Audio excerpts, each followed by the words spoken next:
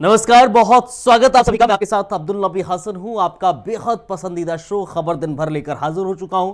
खबर दिन भर में तमाम खबरों पर नजर डालेंगे। 5 अहम खबरें कौन कौन सी रहने वाली हैं, विस्तार से आपको पहले बता देते हैं। आज 5 कौन कौन सी अहम खबरें हैं।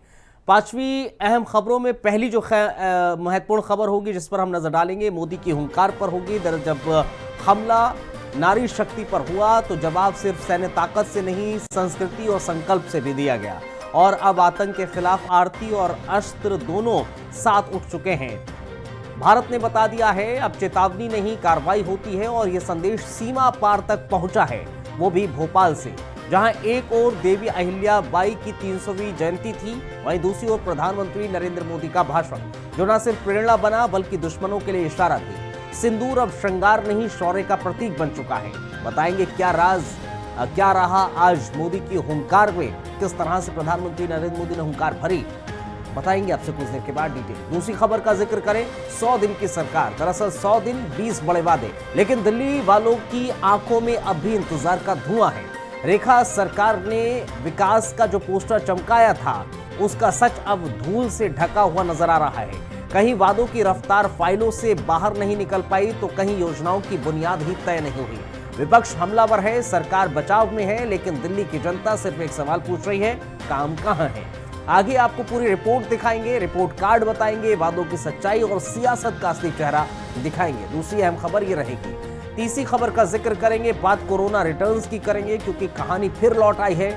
जहां हमने सोचा था अब कभी नहीं लौटेगी, एक बार फिर एक खामोश दुश्मन फिर से दरवाजे पर है। ना आवाज है, ना अलार्म है, सिर्फ एक हल्का बुखार और एक खांसी है, और जिंदगी की दिशा बदल जा रही है। देश फिर से अलर्ट मोड पर है, लेकिन डर यह है कि कहीं हमने पहले की तरह देर तो नहीं कर दी। क्या ये महज कुछ केस हैं या किसी बड़े खतरे की आहट? कोरोना लौट आया है, धीरे मगर जरूर। आगे बताएंगे आपको पूरी कहानी, लक्षणों से लेकर लापरवाही तक, और वो सवाल जो इस बार टालना नामुमकिन सा लग रहा है। चौथी खबर, दरअसल जिक्र करेंगे विधायकी जाने का। क्या एक भड़काऊ बयान से टूट सकती है किसी विधायक की कुर्सी? हेट स्पीच के आरोप में 2 साल की सजा सुनने वाले मऊ सदर के विधायक अब्बास अंसारी की विधायकी पर अब भारी संकट मंडरा रहा है। क्या इस सजा के बाद उनकी सदस्यता रद्द हो जाएगी? क्या अब उन्हें अपनी सीट से हाथ धोना पड़ेगा? कानून क्या कहता है? राजनीति में इस फैसले का क्या असर होगा? ये सब सवाल अभी हवा में है। आगे की खबर पूरी जानेंगे, पड़ताल इसकी करेंगे। सजा को लेकर उपचुनाव तक क्या नजारा है, डिटेल बताएंगे। 5वीं खबर का जिक्र करेंगे, दरअसल जिक्र करेंगे एक पेड़ और 100 किस्म के आम की। अगर आपको ये बताया जाए कि एक ही आम के पेड़ पर 121 अलग अलग किस्मों के आम लग सकते हैं, तो क्या आप यकीन करेंगे? सहारनपुर की कंपनी बाग में एक ऐसा जादुई पेड़ है जिसने बागवानी की दुनिया में एक नया इतिहास रच दिया है। दशहरी अल्फांजो से लेकर दुर्लभ वैरायटी तक इस पेड़ की हर शाखा एक नई कहानी कहती है। विज्ञान और मेहनत के इस कमाल ने किसानों के लिए न सिर्फ नई उम्मीदें जगाई हैं, बल्कि देश की जैव विविधता को भी बढ़ावा दिया है। आगे रिपोर्ट में बताएंगे इस चमत्कार की पूरी कहानी। ये 5 अहम खबरें आज के हमारे इस खास बुलेटिन का हिस्सा रहेंगी। इसके अलावा जाते जाते आपको बात पते की बताएंगे। ये 5 अहम खबरें रहने वाली हैं आपके बीच में। लेकिन शुरुआत जब हम जिक्र करेंगे तो जाहिर तौर पर शुरुआत में हम जिक्र प्रधानमंत्री नरेंद्र मोदी के उस भाषण से करेंगे, जहां एक बार फिर प्रधानमंत्री नरेंद्र मोदी ने आतंकवादियों को सीधी चुनौती दी है, सीधे तरीके से चेतावनी दी है। तो आतंक के खिलाफ अब आरती और अस्त्र एक साथ उठ रहे हैं। देश के भीतर से लेकर सरहद पार तक दुश्मनों को यह संदेश साफ है कि ये नया भारत है। अब सिर्फ चेतावनी नहीं, कार्रवाई होती है। और यही सख्त संदेश प्रधानमंत्री नरेंद्र मोदी ने भोपाल की धरती से पाकिस्तान को दे डाला है। ऑपरेशन सिंदूर की गूंज अब सिर्फ सीमा तक सीमित नहीं है, देश के कोने कोने तक सुनाई दे रही है।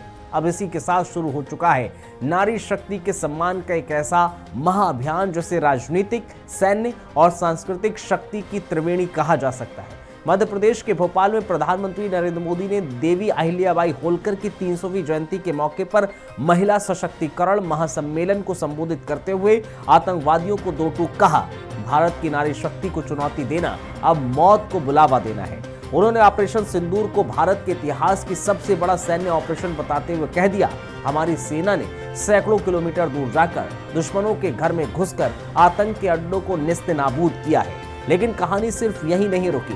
पूरा भोपाल शहर पोस्टरों से पट गया, जिसमें सिंदूर को सिर्फ सौंदर्य का हिस्सा नहीं बल्कि शौर्य का प्रतीक बताया गया। मंच पर जब पीएम मोदी पहुंचे तो खुली जीप में सवार होकर हर दिशा में लहराते तिरंगों के बीच वो एक ऐसे योद्धा की छवि में नजर आए जो न सिर्फ दुश्मनों से लड़ रहा है बल्कि देश की बेटियों को नई उड़ान दे रहा है। इंदौर मेट्रो का उद्घाटन, सतना और दतिया में नए एयरपोर्ट्स की सौगात, महिला बुनकरों से संवाद, ये सब महज योजनाएं नहीं थी बल्कि ये एक विजन का हिस्सा है जिसे में विकास और संस्कार साथ साथ चलते हैं। पीएम मोदी ने देवी अहिल्याबाई की विरासत को याद करते हुए कहा कि शासन का असली अर्थ जनता की सेवा है और सरकार उन्हीं सिद्धांतों पर आगे बढ़ रही है। उन्होंने याद दिलाया कि कैसे अहिल्याबाई ने काशी विश्वनाथ जैसे कई मंदिरों का जीर्णोद्धार करके भारत की संस्कृति को पुनर्जीवित किया, लेकिन इसी संस्कृति पर हमला करने की कोशिश की थी उन आतंकियों ने जिन्होंने पहलगांव में नारी शक्ति पर वार किया। यही उनके लिए काल बन गया। इस आयोजन की खास बात यह रही कि दतिया से पहले महिला पायलट ने पीएम के विमान को उड़ाया और पूरे मंच पर लोक माता के मूल्यों की छाया दिखाई दी। पीएम ने कहा कि अब शासन का अर्थ सिर्फ योजनाएं नहीं बल्कि जिम्मेदारी और जवाबदेही है।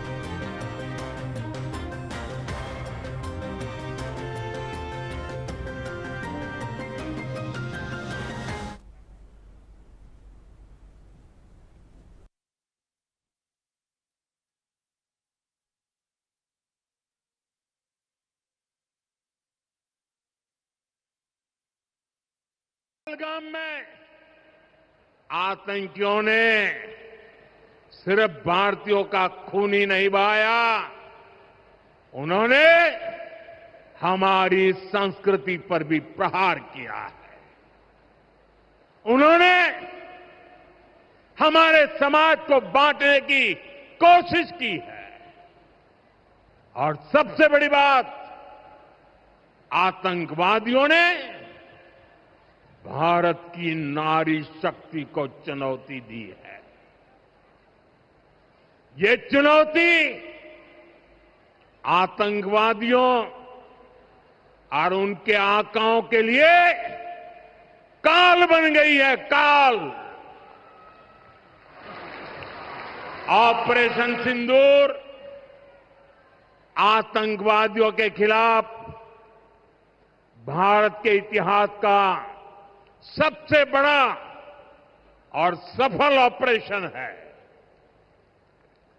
जहां पाकिस्तान की सेना ने सोचा तक नहीं था, वहां आतंकी ठिकानों को हमारी सेना ने मिट्टी में मिला दिया। अब भारत का एक एक नागरिक कह रहा है, 140 करोड़ देशवासियों का बुलंद आवाज कह रहा है, अगर तुम गोली चलाओगे तो मान के चलो गोली का जवाब गोले से दिया जाएगा।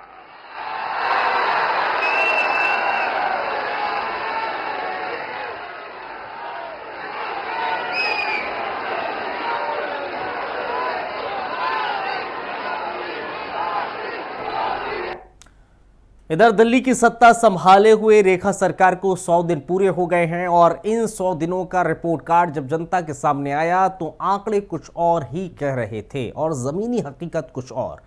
दरअसल मुख्यमंत्री रेखा गुप्ता ने राजधानी को स्मार्ट और सुंदर बनाने के लिए 20 बड़े दावों के साथ सत्ता की सदी पूरी कर ली है, लेकिन ग्राउंड रिपोर्ट कहती है कि जनता से जुड़े महज 2 ही काम जमीन पर उतर पाए हैं। दिल्ली के लोगों को आयुष्मान भारत योजना और वय वंदना योजना का लाभ मिलना शुरू हुआ है। बुजुर्गों को 10 लाख तक का मुफ्त इलाज और आयुष्मान कार्ड का वितरण तो चल रहा है, लेकिन सवाल यह है कि क्या सिर्फ 2 योजनाएं ही 100 दिनों की उपलब्धि हैं? रेखा सरकार ने जो 1139 आरोग्य मंदिर खोलने की बात की थी, उसमें से 1/3 मोहल्ला क्लिनिक भी अपग्रेड नहीं हुए हैं। वहीं जिन 619 नए केंद्रों की बात हुई, उनके लिए जगह तक तय नहीं। महिला सुरक्षा, प्रदूषण नियंत्रण, नालों की सफाई, सस्ती ट्रांसपोर्ट, वर्ल्ड क्लास स्कूल, इन वादों का तो दूर दूर तक कोई नाता ही नहीं।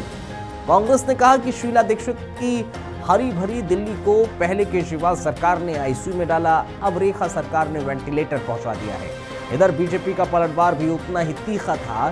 जगदीश ममगाई ने कांग्रेस और आप की आलोचना की और कहा हार कर कुंठा इसको करार दिया है। कहा है कि किसी भी योजना को जमीन पर आने में समय लगता है। यही बात 2015 में खुद केजरीवाल सरकार ने साबित की, लेकिन आम आदमी पार्टी ने तो बीजेपी पर सीधा हमला बोलते हुए कह दिया उन्होंने फरिश्ते योजना बंद कर दी, जिसमें सड़क हादसों में घायल लोगों को मुफ्त इलाज मिलता था।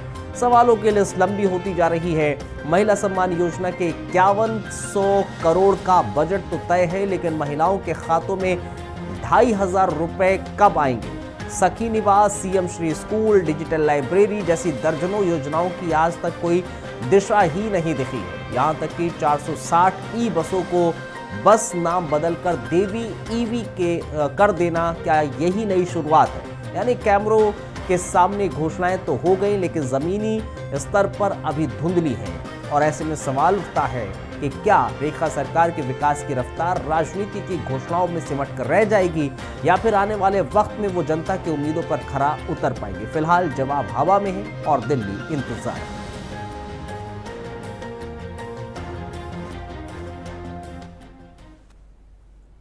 कुर्सी पे मुझसे पहले वो लोग बैठे जो देश की सेनाओं पे प्रश्न चिन्ह लगाते थे, जो देश के दुश्मनों के साथ हाथ मिलाते थे और जिसमें ना मातृभूमि के प्रति निष्ठा रही और ना ही देश के प्रति प्यार। और ये जो ऑपरेशन सिंदूर हुआ, अनुपम जी, मैं एक महिला हूं, मैं विशेष रूप से ये कह सकती हूं देश की उस आधी आबादी की ओर से कि इस ऑपरेशन सिंदूर ने पूरे देश की बहनों का सम्मान बढ़ाया। धन्यवाद करती हूं आदरणीय प्रधानमंत्री नरेंद्र मोदी जी को, जिन्होंने देश की बहनों का स्वाभिमान बनाए रखने के लिए ये ड्राइव किया और दुश्मन देश में जाकर के जिस तरीके से आतंकी अड्डों को उड़ाया गया, उन पे प्रहार किया गया, आज देश की सभी बहनें सेनाओं को शत शत नमन करती हैं, देश के प्रधानमंत्री को प्रणाम करती हैं। मैंने तो एक पोयम भी 4 लाइनों की जी बिल्कुल लिखी, तो मैं चाहूंगी मैं उसे पढ़ूं। जी बिल्कुल। पोयम का नाम रखा मैं भी सिंदूर हूं। वाह। चुप्पी में मैं धैर्य हूं, चुनौती में मैं शौर्य हूं, हाँ मैं भी सिंदूर हूं। वाह। मैं आतंकियों का वध हूं, मैं हौसलों की सरहद हूं, मैं जीवन दात्री, मैं सहार की साक्षी, मैं सिंदूर हूं। मुझे निर्बल जानकर के जिसने गोली चलाई थी, उन शत्रुओं पे मैं कड़ा प्रहार हूं, हर बेटी बहू का उपहार हूं, मैं भारत का कल और आज हूं, मैं हिंदुस्तानी लाज हूं, हाँ मैं सिंदूर हूं। जरा समझिए जरा 100 दिन का कार्यकाल में क्या हुआ है क्या नहीं। आयुष्मान भारत योजना दिल्ली में लागू हुई, लेकिन आयुष्मान कार्ड बनाने की भी शुरुआत हुई, ये दरअसल हुआ है। इसके अलावा वय वंदना योजना भी शुरू हो गई, ये भी दरअसल हुआ है। इसके अलावा 70 साल से ऊपर व्यक्ति को 10 लाख तक का मुफ्त इलाज व्यय योजना के जरिए मिलता है। 70 साल से ऊपर व्यक्ति को 10 लाख का मुफ्त इलाज मिलेगा। इस योजना के तहत वय वंदना योजना के लिए कार्ड बनना भी शुरू हो चुके हैं। वय वंदना योजना है उसके लिए भी कार्ड बनना शुरू हो गए। अभी तक 1139 आयुष्मान आरोग्य मंदिर खोलने का काम शुरू नहीं हुआ है। दिल्ली स्टेट हेल्थ मिशन के अधिकारियों ने इसकी बाकायदा जानकारी भी दी कि 1119 आरोग्य मंदिर अभी प्रक्रिया भी पूरी नहीं हुई है। मोहल्ला क्लिनिक के आरोग्य मंदिर में बदलने की प्रक्रिया भी अभी तक पूरी नहीं हुई है। सरकार का दावा है कि 1119 आरोग्य मंदिर खोले जाएंगे, लेकिन कब खोले जाएंगे अभी इसका कोई जानकारी नहीं है। जबकि सिर्फ अभी तक 500 मोहल्ला क्लिनिक चल रहे हैं। आपको बताएं, ऐसे में 619 आयुष्मान केंद्र के लिए स्थान भी चिन्हित नहीं किए गए, यानी कि ऐसी जगह भी नहीं देखी गई कहां आयुष्मान केंद्र होंगे। बीजेपी सरकार जनता की उम्मीदों की अपेक्षा पर सरकार खरी नहीं उतर पा रही है, ऐसा आरोप लग रहा है। रेखा सरकार महिला सुरक्षा और सशक्तिकरण, सुरक्षा व्यवस्था, ये तमाम मुद्दे हैं। इसके अलावा नशे पर काबू पाना, नालों की सफाई, प्रदूषण से निजात दिलाने में भी फेल रही है, ये भी कहा गया है, आरोप लगाया गया है। रेखा सरकार ने मात्र 100 दिनों के कार्यकाल में वेंटिलेटर पर पहुंचा दिया, ये आरोप कांग्रेस की तरफ से लगाया जा रहा है। बीजेपी के लोग झूठी रिपोर्ट देकर जनता को बहका रहे हैं। भारतीय जनता पार्टी की तरफ से ये कहा जा रहा है, रेखा सरकार ने महिला सम्मान योजना के लिए 5100 करोड़ का प्रावधान किया था। ये आम आदमी पार्टी की तरफ से कहा गया है, पर महिलाओं के खाते में 2500 रुपए कब आएंगे, अभी इसकी कोई तिथि तय नहीं है। कितनी महिलाओं को मिलेंगे, इसकी कोई भी जानकारी नहीं है। यह आम आदमी पार्टी आरोप लगाती नजर आई है, सवाल पूछती भारतीय जनता पार्टी से नजर आई है।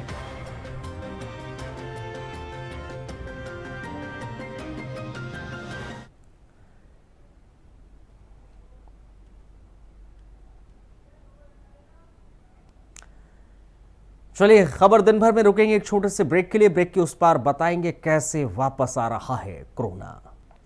ब्रेक के बाद बहुत स्वागत आप सभी का। कहानी फिर लौट आई है, जहां हमने सोचा था हमने इसे हमेशा के लिए पीछे छोड़ दिया है, लेकिन कोरोना फिर लौट आया है और शायद इस बार ज्यादा चुपचाप, ज्यादा चालाकी से।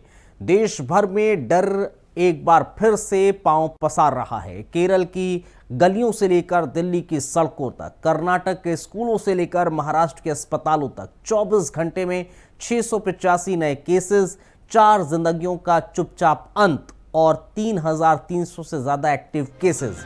ओमिक्रॉन का नया सब वेरिएंट JN.1 एक साइलेंट किलर की तरह फैल रहा है। न शोर न चेतावनी, बस एक खांसी, एक बुखार और फिर सब कुछ बदल जाता है। अस्पतालों की लाइटें फिर से जल रही हैं, मास्क फिर से चेहरे ढकने लगे हैं, लेकिन सबसे बड़ा सवाल ये, क्या हमने पिछली बार से कुछ सीखा? सरकार अलर्ट है, टेस्टिंग तेज हो रही है, ऑक्सीजन प्लांट तैयार हैं, लेकिन क्या हम तैयार हैं? कर्नाटक सरकार ने बच्चों को स्कूल भेजने से पहले सोचने को कहा, क्योंकि अब ये सिर्फ आंकड़े नहीं, ये हमारे अपने हैं। आज सिर्फ एक माँ अस्पताल के लिए बाहर खड़ी है, उसकी आंखों में वही डर है, वही बेचैनी है जो हमने 2020 में देखी। एक शिक्षक जो फिर से क्लासरूम जाने से डर रहा है, एक डॉक्टर जिसकी रातों की नींद अब उड़ गई है। ये कहानी सिर्फ संक्रमण की नहीं, इंसानियत की फिर से इम्तिहान की है। क्या हम फिर से एकजुट होकर एक अदृश्य दुश्मन का सामना करेंगे, या इस बार हम फिर से चूक जाएंगे? ये सवाल अब सिर्फ सरकार का नहीं, हम सब का है, क्योंक't खतरा लौट आया है और धीरे मगर जरूर कोरोना वापस आ गया है। दरअसल आपको बताते चले कि कितने नए केसेस आए हैं।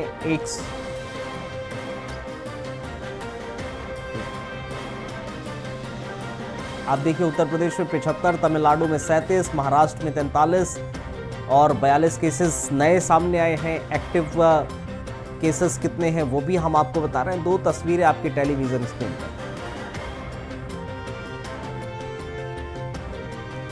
तो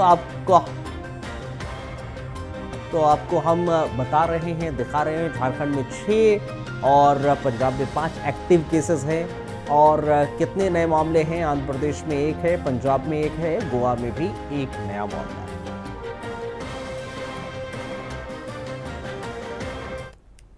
क्या एक बयान किसी विधायक की कुर्सी हिला सकता है?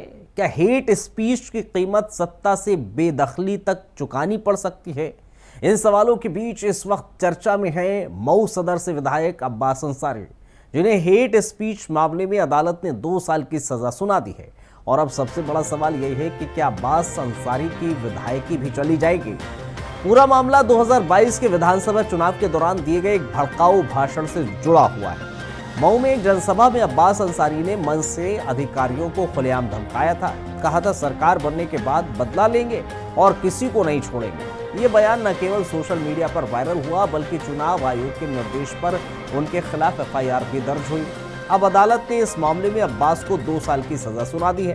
MP MLA कोर्ट ने उन्हें 4 धाराओं में दोषी माना है, जिसमें IPC की धारा 199, 153A, 171A-F और 506 के तहत इन सभी सजाएं एक साथ चलेंगी, जिसका मतलब है कुल 2 साल की जेल और 2000 रुपए का जुर्माना। अब्बास अंसारी को मिली ये सजा सिर्फ जेल तक सीमित नहीं है, इसका असर सीधे उनकी विधानसभा सदस्यता पर भी हो सकता है। भारतीय संविधान के अनुच्छेद नंबर 102 के आर्टिकल नंबर 1 की ई पैराग्राफ के तहत जनप्रतिनिधित्व अधिनियम के मुताबिक अगर किसी जनप्रतिनिधि को 2 साल या उससे ज्यादा की सजा होती है तो उसकी सदस्यता स्वतः समाप्त हो जाती है। यानी कि कानून के हिसाब से अब्बास की विधायकी पर खतरा मंडरा रहा है। हालांकि अंतिम फैसला विधानसभा सचिवालय का लेना होगा।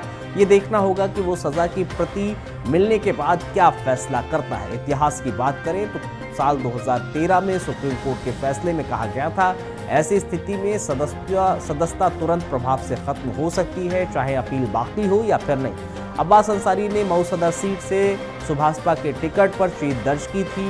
वो पूर्व सांसद मुख्तार अंसारी के बेटे हैं, जिनकी खुद की छवि एक माफिया से राजनेता वाली रही है। ऐसे में ये मामला न सिर्फ एक विधायक की सदस्यता का है, बल्कि एक पूरे राजनीतिक वंश और उसकी विश्वसनीयता पर भी असर डाल सकता है। सजा के बाद अब ये देखना जाएगा कि क्या अब्बास को जमानत मिलेगी, क्या वो ऊपरी अदालत में अपील करेगा और क्या कोर्ट उन्हें राहत देगी। पर जब तक कुछ ठोस नहीं होता है, उनकी सदस्यता रद्द हो सकती है और मऊ में उपचुनाव की भी नौबत आ सकती है। सवाल बड़ा है कि क्या भाषण की आजादी के नाम पर धमकी दी जा सकती है? क्या सियासत में जुबान पर लगाना जरूरी है? और अगर कोई विधायक की कानून की सीमा लांघे तो क्या उसे जनप्रतिनिधि कहा जा सकता है?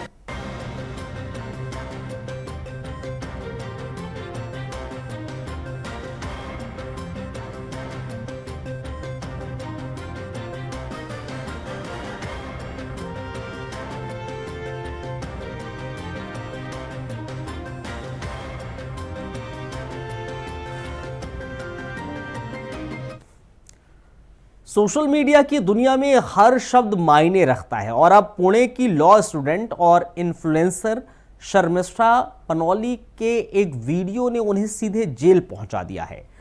शर्मिष्ठा ने इंस्टाग्राम पर ऑपरेशन सिंदूर को लेकर एक विवादित वीडियो पोस्ट किया था, जिसमें एक खास समुदाय पर आपत्तिजनक टिप्पणी की गई थी। वीडियो वायरल हुआ, विरोध भड़का, फिर एफआईआर भी दर्ज हुई, वीडियो डिलीट हुआ, माफी पोस्ट हुआ, लेकिन गिरफ्तारी नहीं टली। शर्मिष्ठा ने बॉलीवुड सेलेब्स को भी आड़े हाथों में लिया था, कहकर कि फिल्मों में देशभक्त दिखाते हैं, असल में वो चुप रहते हैं। सोशल मीडिया ताकत है, लेकिन लापरवाही जिंदगी की सबसे बड़ी गलती बन सकती है। सोचिए, समझिए और फिर कहिए। सोशल मीडिया आज अभिव्यक्ति का सबसे ताकतवर मंच बन चुका है, लेकिन जब ये अभिव्यक्ति जिम्मेदारी की सीमा लांघ जाती है, तब उसकी गूंज कोर्ट से लेकर कोतवाली तक सुनाई देती है। पुणे की लॉ स्टूडेंट और social media influencer Sharmishtha Panoli के साथ भी कुछ ऐसा ही हुआ।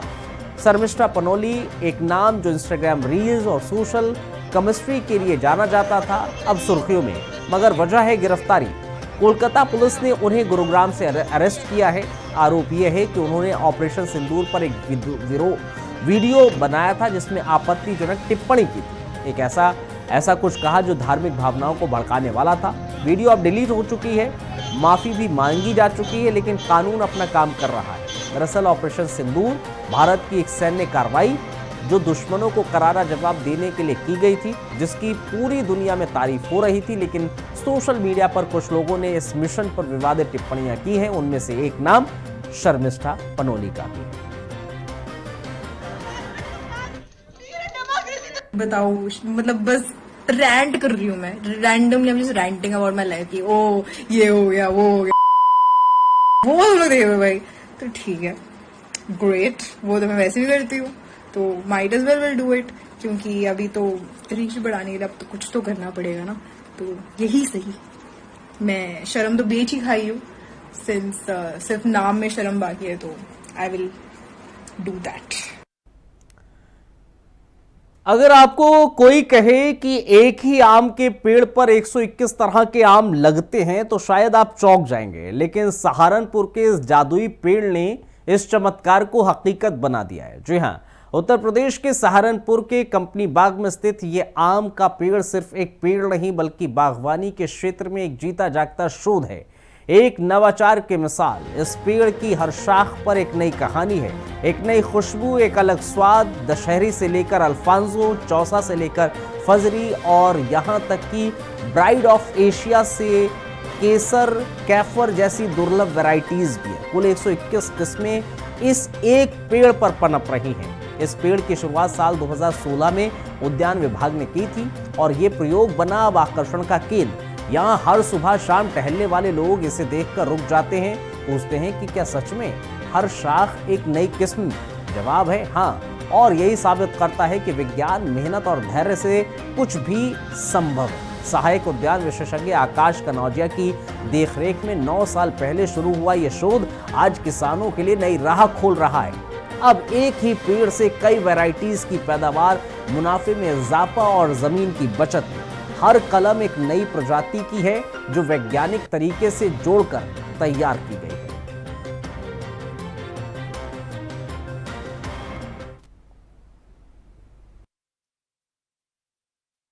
समय हमारी मौजूदगी सहारनपुर के कंपनी बागमर मौजूद है। हम आपको बताना चाहेंगे, अब आम का जो सीजन है वो स्टार्ट हो चुका है, लेकिन अगर सहारनपुर की हम बात करें तो सहारनपुर में बेहटक क्षेत्र, फलपट्टी क्षेत्र माना जाता है। तो आज कंपनी बाग में एक ऐसा पेड़ सामने आया है जिस पर 121 विभिन्न प्रकार की जो प्रजाति है वो देखने को मिल रही है। तो मेरे साथ में बातचीत करने के लिए हमारे साथ सर भी मौजूद हैं। सर, पहले तो आपका हमारे चैनल में स्वागत है। शुभ नाम क्या है सर? मेरा नाम आकाश कनौजिया है। मैं इस केंद्र में सहायक उद्यान विशेषज्ञ पद पर कार्यरत हूँ। जैसा कि हमारे पीछे ही वो पेड़ है जिसमें 121 आम की विभिन्न प्रजातियां इसमें ग्राफ्ट की गई थी।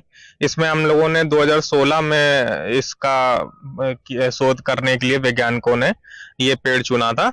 इसका मुख्य उद्देश्य यही था कि जो भी हमारे सहारनपुर क्षेत्र के किसान भाई हैं, बागवान भाई हैं, वो हमेशा परंपरागत तरह से ही खेती करते आए हैं। जैसे 10 बाई 10 या 12 बाई 12 मीटर में ही वो लोग मतलब ज्यादा दूरी में पेड़ लगाते रहे हैं। का लगाने का जो मुख्य जो तरीका था वो क्या था सर? थोड़ा उसके बारे में बताएंगे। मुमकिन हुआ लगाने का मुख्य तरीका यही था कि जो भी हम लोगों ने जितनी भी 121 वैरायटी लगाई हैं, इसकी जो भी वैरायटी है उसकी जो ग्राफ्ट है, सबसे पहले ग्राफ्ट का चुनाव होता है। ग्राफ्ट ऐसी लेते हैं जो स्वस्थ हो और जो उच्च गुणवत्ता वाली हो, ऐसी ग्राफ्ट लेते हैं कलम बांधने के लिए। और सभी इसमें ब्रांचेस में हम लोगों ने इसको ग्राफ्ट की थी।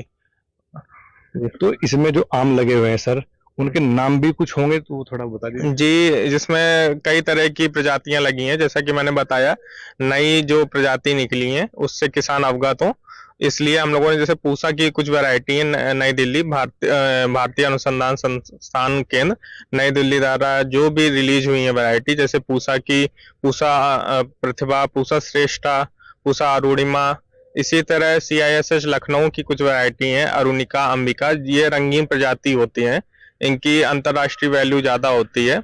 कुछ स्थानीय वैरायटी भी ली है, सहारनपुर गौरव हो गई, सहारनपुर सौरभ हो गई, और इसी तरह पत्थर हो गई। तो कुछ स्थानीय वैरायटी भी ली है। सकते हैं अलग अलग वैरायटी, अलग अलग आम, सबका स्वाद अलग अलग है।